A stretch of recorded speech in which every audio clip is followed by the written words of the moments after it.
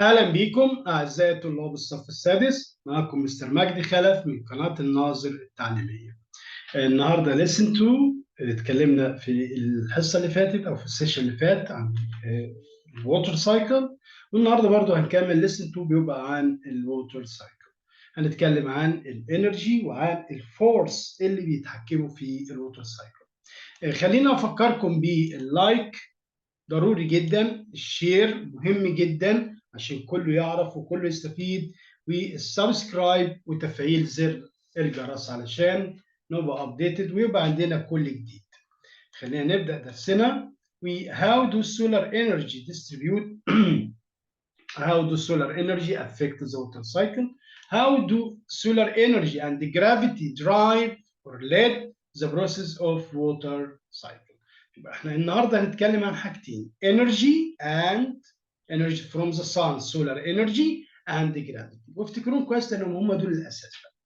يبقى the water cycle is affected or is driven by solar energy اللي هي sun energy, energy from the sun, and gravity force. ده اللي هنتكلم عنه النهارده.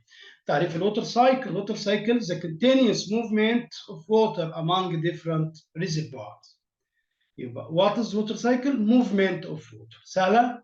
what is water cycle? movement of water among different water reservoirs. وعرفنا reservoirs قلنا storage place of water، مكان بيتخزن فيه ايه؟ الميه. طيب water reservoirs a storage location of water on earth. storage يعني مخزن او تخزين، locations موقع of water on earth.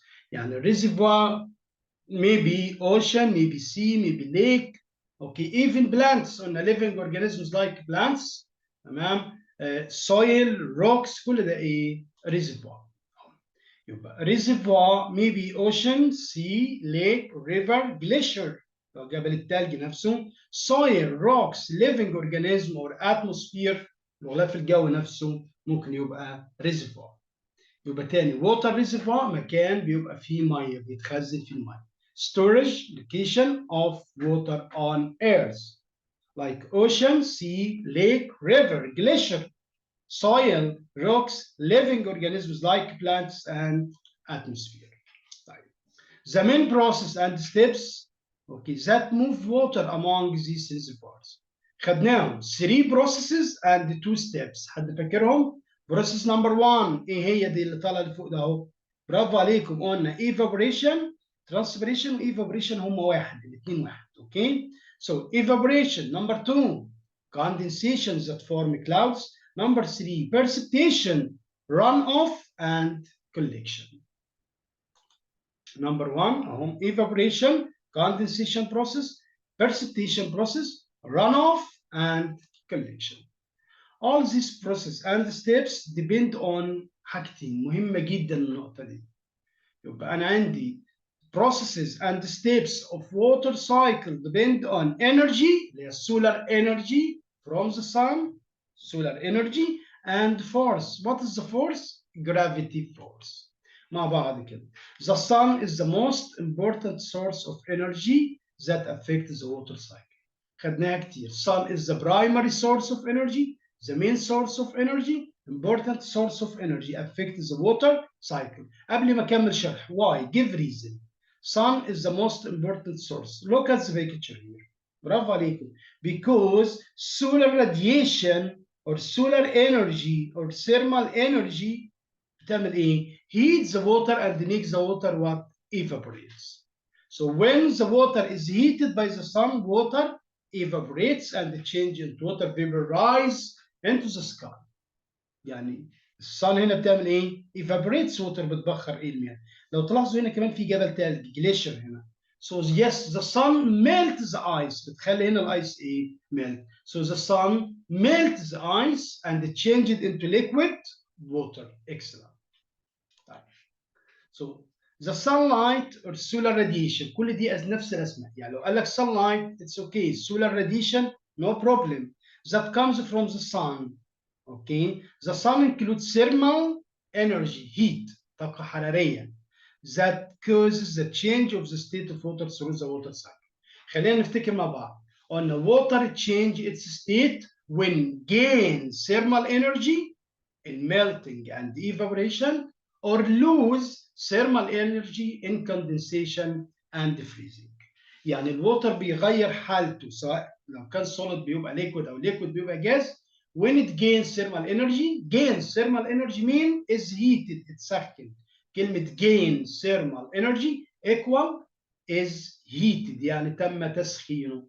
طب lose thermal energy means is cooled، تم تبريده. خلاص كده. gain equal hot، lose thermal energy equal become or became cold. اوكي.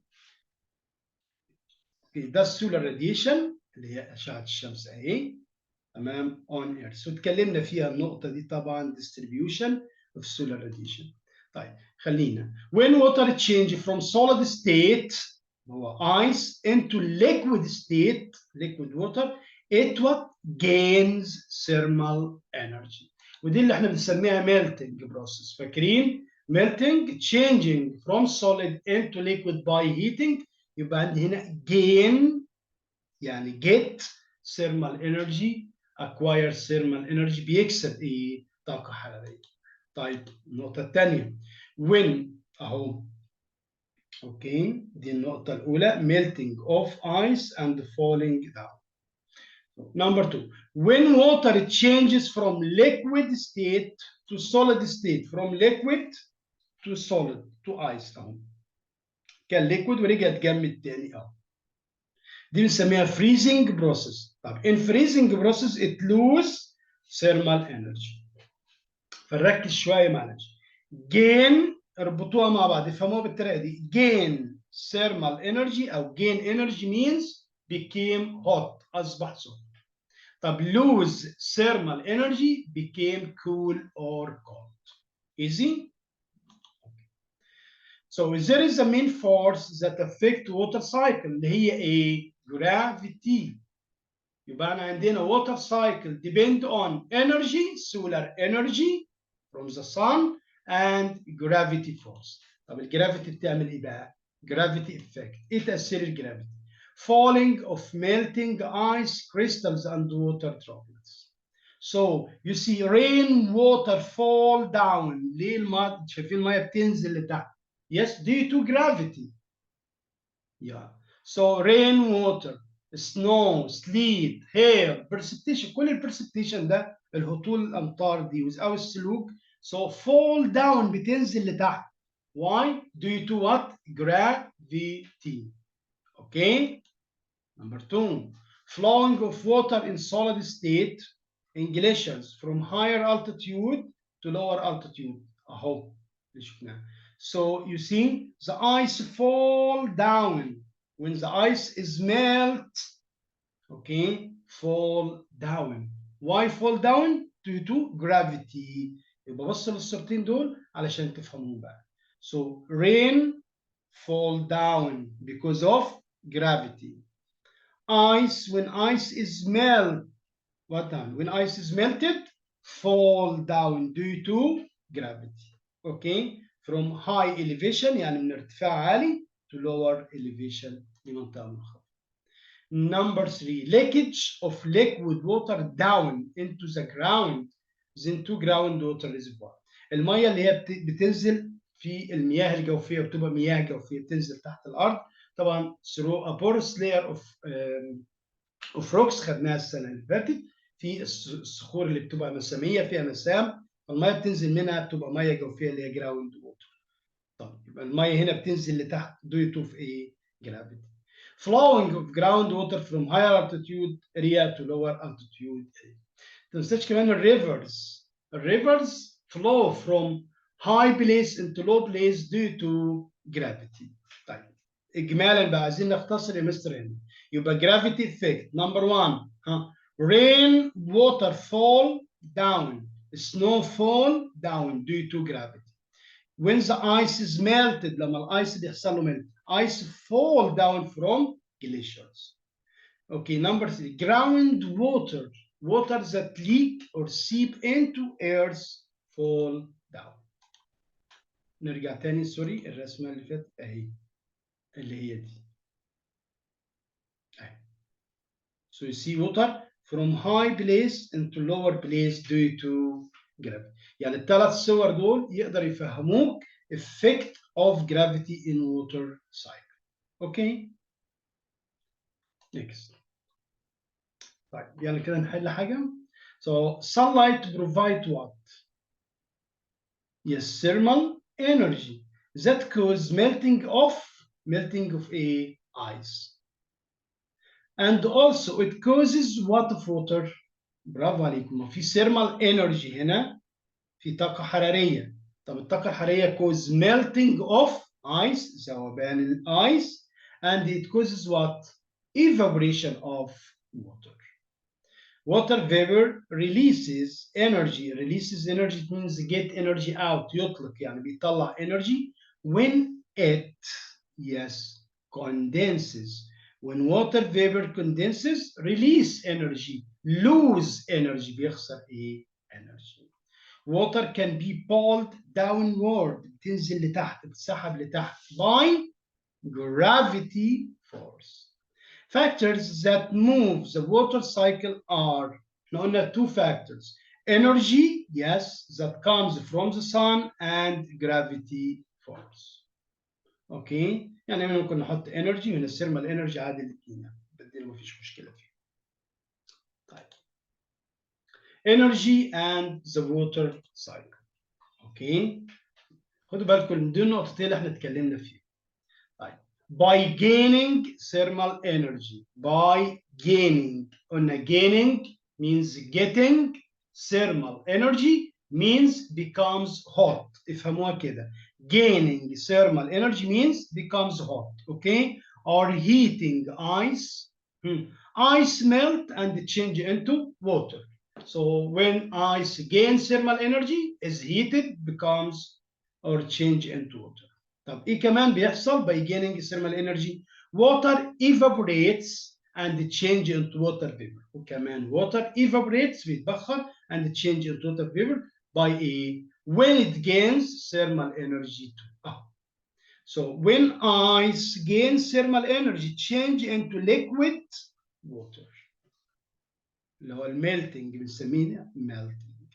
طب when liquid water is heated, evaporates, okay, and change into water vapor. Evaporation، فاكرين evaporation اهي. water change into water vapor and rise to the sky. Next. By losing thermal energy.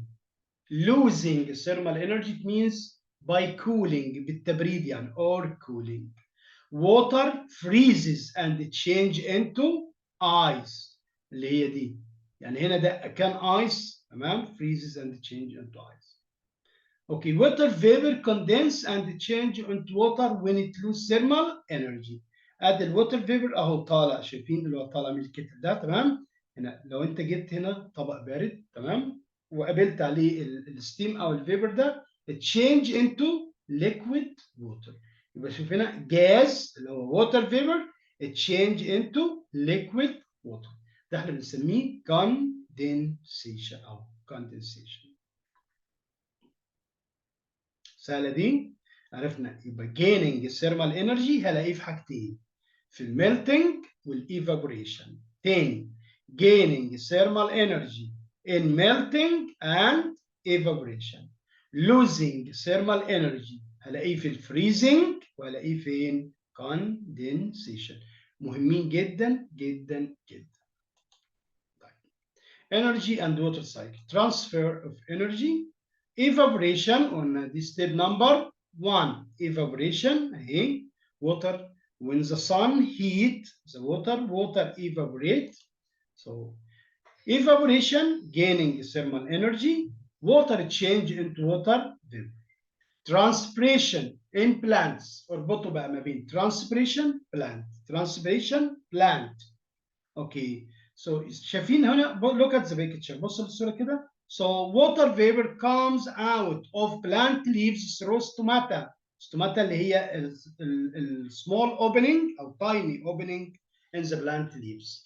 في فتحات في ورق النبات. ولو أنت ماشي بالصبح كده early morning، لو أنت So you see water vapor comes out of water bodies من المسطحات المائية and plants. هتلاقي النبات كده طالع منه اللي احنا بنقول عليها الشبورة كده، البخار الأبيض ده بنسميه احنا transpiration.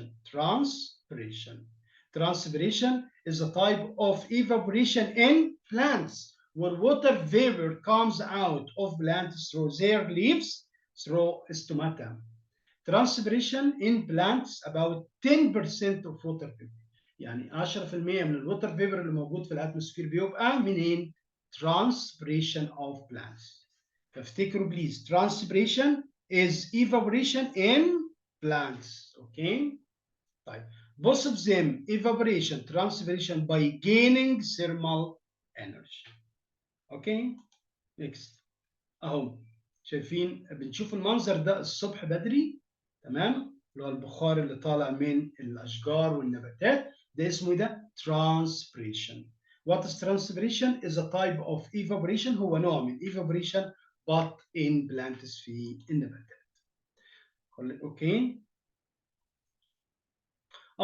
as the amount of sunlight increase, transpiration increase. Amount of sunlight increase, transpiration increase. ودي التجربة اللي عليها. So which plant has more transpiration? This one in the sunlight or this one away from sunlight? Yes, this one. So the plant in sunlight has more transpiration, has more water vapor. Why? Because as the sun heat increase, transpiration increase. كل ما زادت حرارة الشمس أو كل ما ازدادت درجة الحرارة الترانسبريشن هيزيد معاها. Okay? As the amount of sunlight increase, transpiration increase, so water vapor is more than water vapor here. Okay? More sunlight or thermal energy, more evaporation. خلاص فهمنا النقطة دي؟ طيب النقطة الثانية. By losing thermal energy or cooling, water freezes. دي قلناها برضو في النقطة اللي فاتت.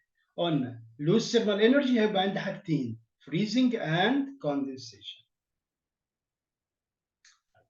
يلا condensation.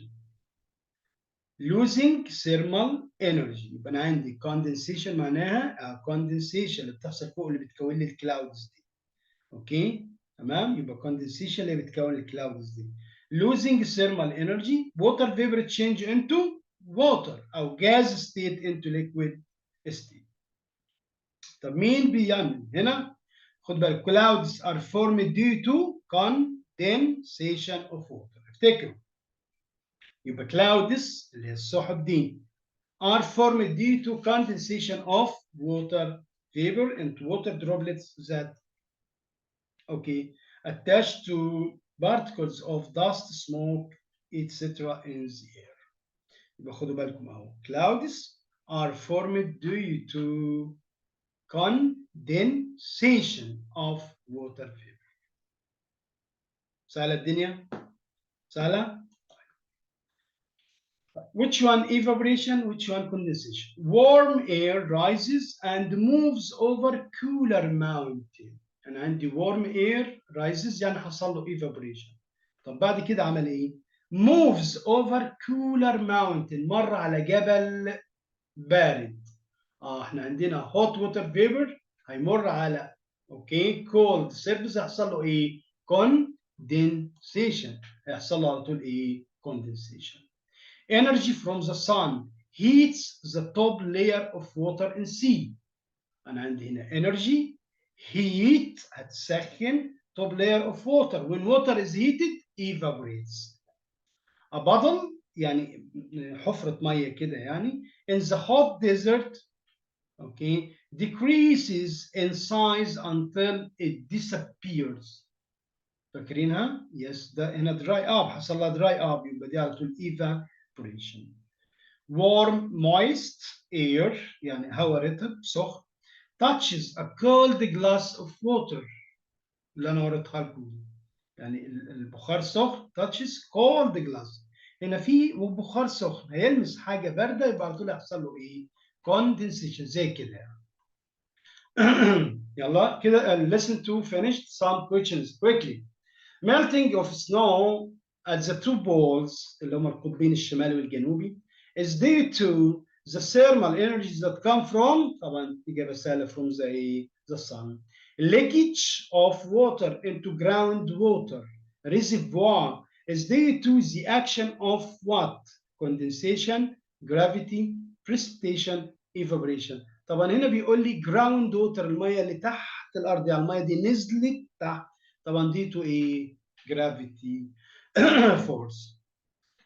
All the following area examples of water reservoirs on Earth except طبعا ما عدا مين؟ المون، مش موجود على الأرض أصلا يعني.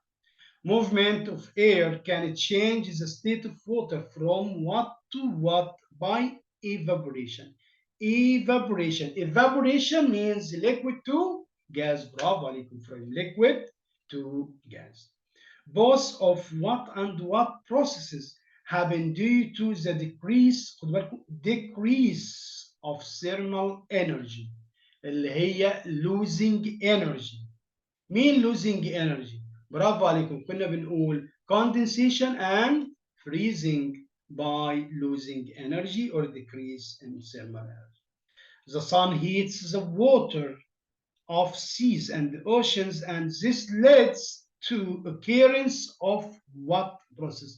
هنا قال لي heats معناها ايه؟ gain thermal energy، يبقى عندي ايه؟ يا melting يا evaporation. موجود عندي هنا ايه؟ melting and evaporation. هنا تمام heats the water of seas. طبعا heat water and change into water vapor يبقى كده بيتكلم عن evaporation. لكن melting heating is ice and changing into liquid.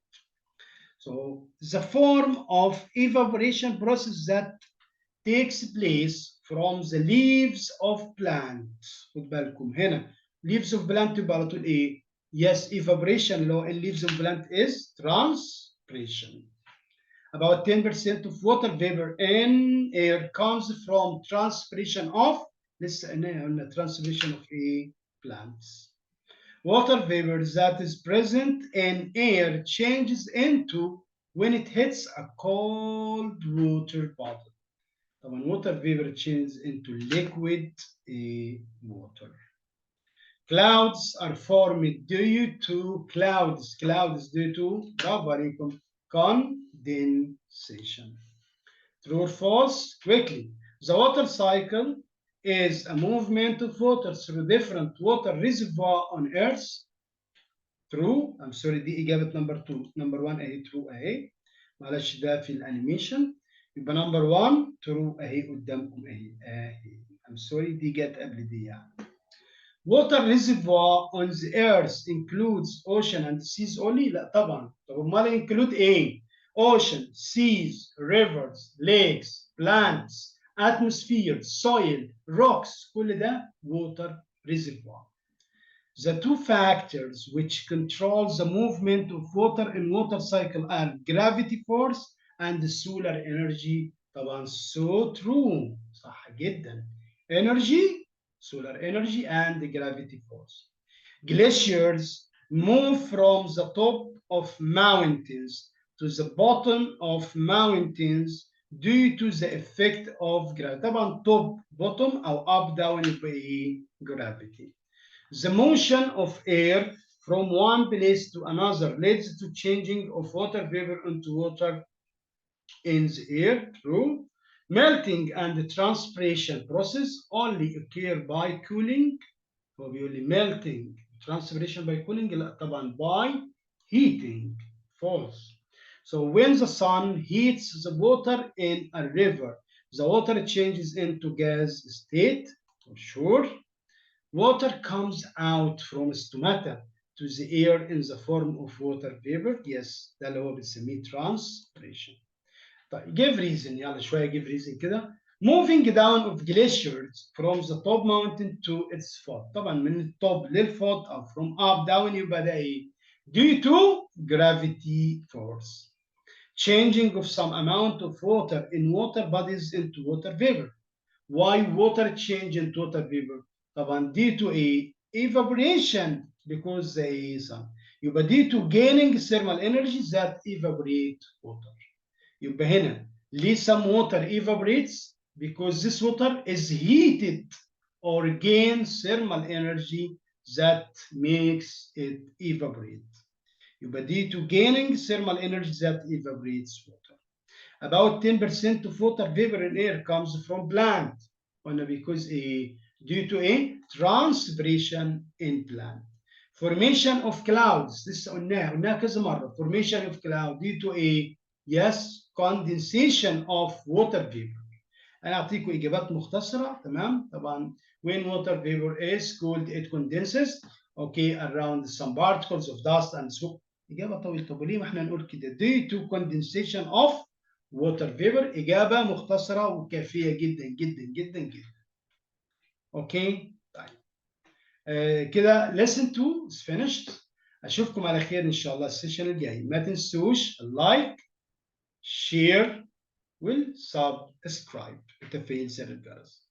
أشوفكم على خير. lesson 3 and 4 ممكن نخليهم في سيشن واحد مع الأسئلة برضو عشان يبقى كده مقرر شهر فبراير أبقى خلصت معاكم شرح وحل أسئلة. أشوفكم على خير. سلام.